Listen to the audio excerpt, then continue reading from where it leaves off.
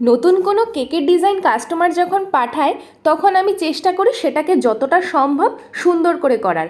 তবে আমি একটা জিনিস দেখেছি, নতুন কোনো কেকের ডিজাইন ফার্স্ট টাইম যখন ট্রাই করি তখন সেই কেকটায় দু একটা ভুল ত্রুটি হয়েই যায়, তবে সেই ভুলটা কিন্তু আর সেকেন্ড টাইম হয় না। ঠিক তেমনই এই কেকের বেলায়ও আমার একটু ভুল হয়ে গেছে। এখন বর্তমানে এই কেকটা কিন্তু খুবই ট্রেন্ডে চলছে, তো আমার একজন রিপিট কাস্টমারই আমাকে এরকম কেকটা বানাতে বলে। আমি প্রথমে কেকটা বানাতে খুব ভয় পাচ্ছিলাম, তার একটাই কারণ কেকটা যদি ডেলিভারি টাইমে পড়ে যায়। তো যাই হোক, কাস্টমার আমার বাড়ি থেকে এসে কেকটা খুব সাবধানেই নিয়ে গেছে। আর আমি যেই ভুলটার কথা বলছিলাম না, সেটা হলো এখানে যে মেটাল স্টিকারটা আমি লাগিয়েছি কেকে, সেটা ডিরেক্ট কেকের উপর লাগিয়ে দিয়েছিলাম।